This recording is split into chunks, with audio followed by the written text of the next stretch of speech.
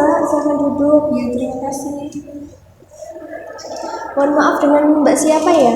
Saya Himatul Aliyah yang menghubungi Ibu kemarin. Baik, bagaimana kabarnya hari ini Mbak? Alhamdulillah baik, tapi ya begitu. Kondisi saya sekarang lagi kayak gak enak badan, mikir kayak saya yang kekurangan biaya untuk keperluan kuliah, jadi kayak berdampak ke kesehatan fisik saya. Baik, sebelumnya apakah Mbak Hima sudah pernah melakukan konseling? Ini baru pertama kalinya. Baik, di sini saya akan sedikit menjelaskan mengenai konseling. Jadi, di konseling ini Mbak Hima bisa menceritakan segala permasalahan yang dialami Mbak Hima kepada Ibu, dan Mbak Hima nggak usah khawatir, nggak usah takut, karena di dalam konseling ada asas kerahasiaan. Jadi, semua cerita yang Mbak Hima ceritakan akan dijaga kerahasiaannya dan tidak disebarkan kepada orang lain. Baik, di konseling ini kita memiliki kontrak waktu, dan di konseling ini kita ada waktu 30 menit, jadi kita harus memanfaatkan waktu ini dengan sebaik-baiknya. Apakah Mbak Hima setuju dengan ini? Ya, setuju. Baik, Mbak Hima coba ceritakan permasalahan yang dialami Mbak Hima saat ini bagaimana? Ya, jadi saya sekarang itu kan mahasiswa semester 3 di salah satu UIN di Jawa Timur. Nah, saya itu lagi kayak di fase keterbatasan biaya, yang mana keluarga saya itu kayak sekarang di masa krisis, yang mana kayak keuangannya tuh seret banget Bu. Jadi kayak biaya kuliah saya juga kayak dipotong untuk keperluan keluarga. Apalagi juga sekarang kakak saya juga punya kebutuhan lain, yang mana bapak ibu saya juga perlu untuk membiayai kakak saya. Nah, saya itu berpikir bahwa apakah saya perlu untuk keluar kuliah dulu, untuk cari kerjaan dulu, atau apalah itu untuk membiayai kuliah saya. Begitu. Saya memahami perasaan Mbak Hima, memang sulit dalam kondisi seperti ini. Sebelumnya Mbak Hima sudah mempertimbangkan apa untuk mengatasi permasalahan Mbak Hima? Nah, saya itu sempat berpikir Bu, saya cari kayak kerjaan freelance gitu, terus saya juga udah cari-cari beasiswa kampus, saya juga pernah cari beasiswa umum, kayak lembaga-lembaga itu juga udah pernah, tapi kayak nggak pernah kecantol Bu, kayak selalu lolos aja, maksudnya lolos dari kayak nggak ikut dalam kriteria gitu loh Bu, kayak kok mau kuliah susah banget gitu Bu, saya juga pikir gitu. Itu sudah langkah yang bagus buat Mbak Hima dalam mengatasi masalah yang dihadapi Mbak Hima. Mbak Hima sudah mau mencari beasiswa, terus sudah mau mencari pekerjaan. Itu sudah langkah yang bagus buat Mbak Hima.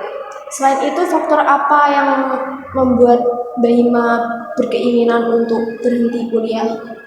Ya itu tadi Bu, karena keterbatasan biaya, apalagi kan juga biaya kuliah nggak murah ya Bu, kayak UKT-nya, terus juga untuk makannya, dan untuk mengumpulkan tugas itu kan juga perlu biaya Bu.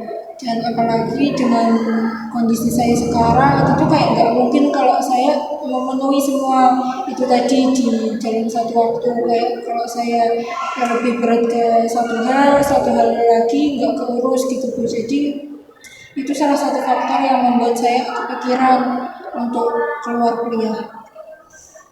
Baik, saya memahami perasaan Mbak Hima, memang sangat menyedihkan ya Mbak.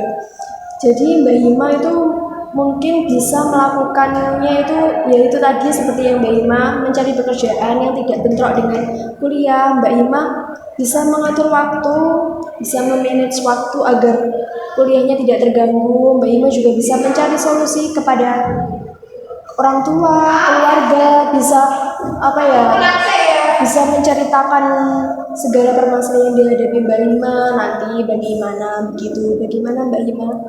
Ya mungkin saya akan ngobrol lagi sama orang tua saya terkait apa yang harus saya lakukan, terus juga saya mungkin akan cari bantuan ke saudara-saudara saya mungkin, atau ke teman-teman saya, tapi mungkin Saya lebih memilih cari kerjaan yang nggak bentrok ke kuliah saya Bu, karena ya kan kebutuhan orang beda-beda ya Bu. Takutnya malah saya merugiin ataupun kayak ngebebanin. Jadi saya kayaknya lebih memilih cari kerjaan yang nggak bentrok sama kuliah. Jadi mungkin bisa dipertimbangkan lagi tentang keinginan Mbak Ima untuk berhenti kuliah, mungkin bisa dipertimbangkan lagi. Dan apa ya, Mbak Ima itu sudah mau menceritakan permasalahan yang dialami Mbak Ima itu sudah bagus. Jadi di sini kita sudah membahas permasalahan yang dihadapi Mbak Ima terkait dengan keinginan Mbak Ima untuk berhenti kuliah karena keterbatasan biaya dan faktor-faktor yang memicu Mbak Ima untuk berhenti kuliah. Bagaimana perasaan Mbak Ima ketika sudah menceritakan ini kepada Ibu? Sekarang saya juga udah merasa lega Bu, apalagi saya juga udah cerita kesulitan-kesulitan saya sama ibu dan kayak cari solusi gimana cara saya menghadapi masalah ini.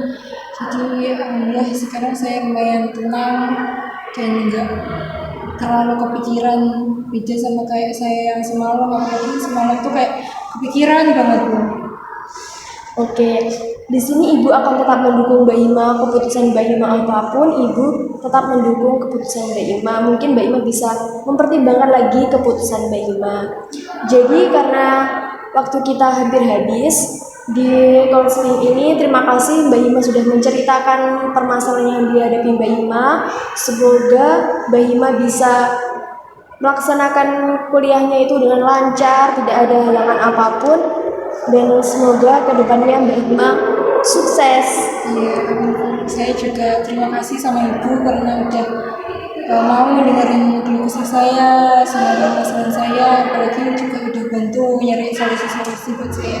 Ya Mbak Ima jangan ragu, apabila Mbak Ima ingin menceritakan lagi, Mbak Ima menghubungi Ibu, jangan ragu untuk menghubungi Ibu. Baik, kalau begitu kayaknya cerita saya kayaknya sudah cukup untuk sesi konseling hari ini. Terima kasih Mbak Ima sudah menyempatkan waktu untuk kesini menceritakan permasalahannya. Ya Bu, terima kasih. Saya juga pamit Bu. Setelah ini mungkin saya juga langsung kayak eksekusi lah dari solusi-solusi dari Bu tadi. Terima kasih Mbak Ima. Ya, terima kasih Bu.